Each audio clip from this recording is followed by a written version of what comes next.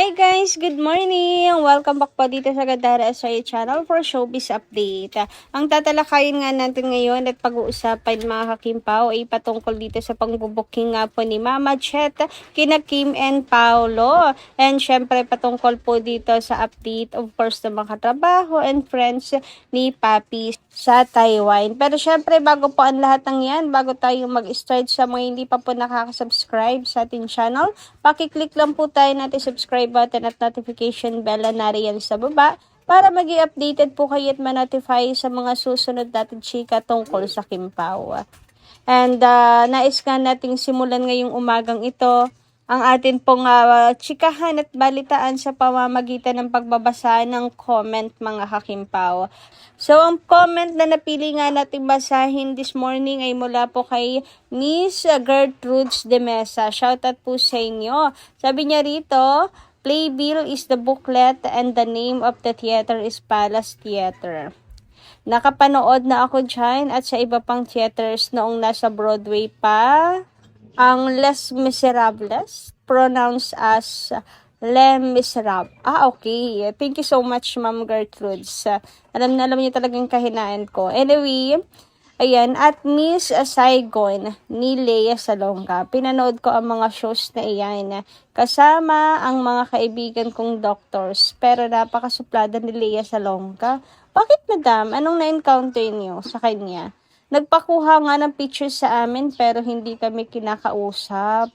Walang kapal si Kim Chia at Paolo Avellino. Ang bait-bait nila talaga at hindi plastic. Kaya Kimpaw forever from Virginia, USA. Wow! Ma'am Gertrude, buti at meron po kayong time to bonding with your friends. And nakakatuwa naman na lahat po kayo successful na at magkakasama pa rin. Ano po? And the same time, tungkol naman sa sinabi po ninyo kay Kim Chia and Paolo Avellino, wala talaga kapantay. Si Kim and Paolo hindi lang magpapakuha ng picture, ngingitian ka, mag-hi sa'yo, chichikahin ka pa niyan. Nakala mo ba ay best friend mo lang kung makipagchikahan? Talaga, ganyan po sina Paolo and Kim. Kala mo matagal lang magkakakilala. Kahit one time lang naman, sobrang machika rin talaga sila. And ganun po talaga sila sa kanilang mga fans. And kahit hindi fans, basta sa mga nagpapapicture sa kanila, sila pa ang nagti-thank you, mga ka-KP. Baliktad, di ba? Sila pa po ang nagti-thank you. Maraming salamat po, ganyan po sila. Wala po talaga silang kapares, wala po talaga silang katulad. Wala pong sinabi yung mga artista sa kahambulan po ni Kim and Paolo. Actually, mga kapwa nila artista, sobrang humahanga po talaga sa kanilang dalawa. Pagka-generous, pagka-mabuting tao nitong dalawang to. Anyway, dumako naman po tayo dito sa headline ni Philstar, mga kakimpaw, grabe. So, pagbungad, ito yung bumungad sa akin ngayong umaga, mga kakimpaw. So, post pala nila ito June 4. And sabi nga dito, Senate Drama and Showbiz Lineage, Paolo Avellino, Vic Soto, and Francis M.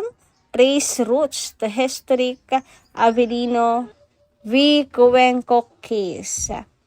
So, masyadong mahaba to mga kakimpaw talaga.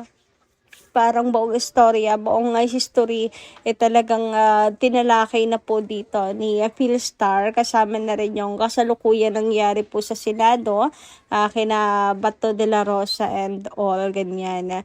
So, pero syempre, ang babasahin na lang po natin ay tungkol nga po dito syempre sa great-great-grandfather ni Paolo Avellino, mga kakimpaw. So, ayan, sabi nga dito, Avellino V. Cuenco is based on an incident where Mariano Cuenco was designated to preside over the Senate and later elected SP after or Senate President after predecessor Jose Avellino exited the chamber with several colleagues, leaving a dozen senators to elect Cuenco. Before the walkout, there were 22 out of the 24 senators present. Vicente Soto, Tito's grandfather, was in the hospital while Tomas Confessor was in the United States. Avellino filed a petition before the Supreme Court claiming there was no valid quorum to elect Cuenco. He remained the rightful SP. A month later, the High Court ruled to dismiss the petition and upheld Cuenco's election, reasoning that confessor was beyond the Senate's ability to compel attendance. Because of this, the court treated the Senate's effective membership as 23 instead of 24. 12 senators, therefore, constituted a majority of the body's effective membership and could validly conduct business. The ruling introduced the concept that senators beyond the chambers, coercive jurisdiction, may not necessarily be counted in determining a quorum. Samantala, dumako naman po tayo dito sa descendants. It may come as no surprise that Tito's grandfather was the Senate at the time, and since then, Soto family has produced numerous politicians and actors including Vic, Vico, Val, Gian, Lala, Shara, Danica, Oyoboy, and Nico. People may be surprised, though, to learn that Jose Avellino is the great-grandfather of actor Paulo Avellino. The senior Avellino ran for president in 1949, months after the Supreme Court ruling, with the fellow Senator Vicente Francisco as his running mate under their own wing of the Liberal Party.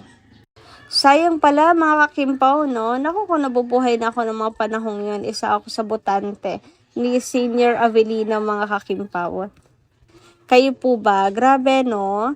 Iba rin talaga po ang pinagmulan ni Paulo Avellino mga kakimpaw. Anyway, napakahaba pa nito mga kakipi, pero hindi na natin babasahin lahat mga kakimpaw dahil baka abutin tayo ng siyam-siyam. Anyway, dumako naman po tayo dito sa next topic natin ngayong umaga at patungkol nga po ito sa update ng mga kasamahan, workmate, and of course friends ni Paulo Avellino mga kakimpaw. Ito po ay ganap nila sa Taipei, Taiwan. Pero wala tayong makikitang Paulo Avellino dito. Baka siya po ang photographer nila mga kakimpaw. Sabi nga dito ni David, nasaan yung boss nyo? Nako, nawawala.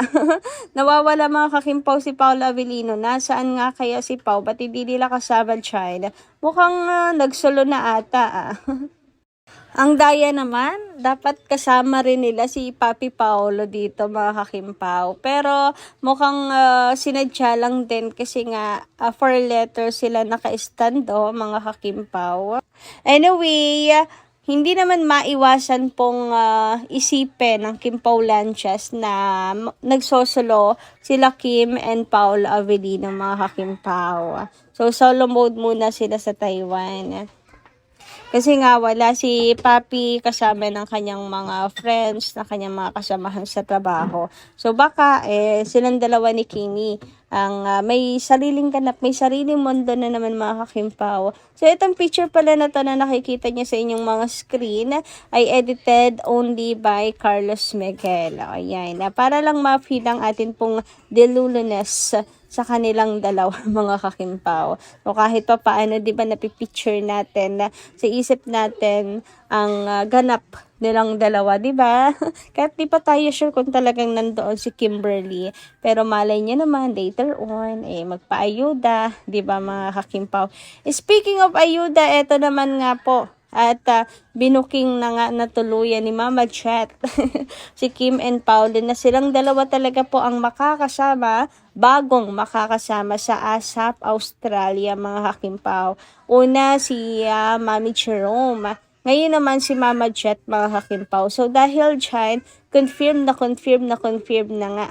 So baka mamaya may magduda pa ha mga kakimpaw. Si Mama Chat na po ang nag-repost nito. So, talagang si Kimberly po ito Ang 2 decades of talents win massive Sydney stage. Absolutely no alibi for missing this. Ayan, talagang si Chinita Princess itong paklu ni ASAP Australia. Kaya naman, wag na kayong magdalawang isip mga kakimpaw na bumili ng tickets. And syempre, hindi lang naman po yan ang nirepost po ni Mama Chet. Syempre, kung may Kim Chiu, may Paula Avellino. And eto na nga, ito yung mainit na pinag-uusapan kahapon. Ano kaya ito? Si Paula Avellino kaya ito? And dahil sa post ni Mami Jerome, kumbinsido na ako kahapon pa lang na talagang si Paula Avellino ito. And tapos nirepost din po siya ni Mama Chet. O, edi lalo na, doble-doble na ang confirmation mga kakimpaw.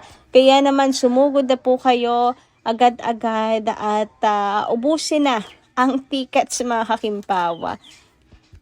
Wag na pong magpahuli, wag nyo nang intayin kung ano pa bang signs ang iniintay ninyo at confirmation na iniintay nyo. Baka naman mag-intay pa kayo ng post ni Kim and Paula Avellino. Nako, ay maubusan na talaga kayo ng ticket niyan. Paunahan na yan mga kakimpaw. Anyway, dito lang po muna ating update. Maraming salamat guys sa inyong pakikinigan. Kita kasi po muli sa mga susunod dati chika. Maraming salamat at ingat po lagi.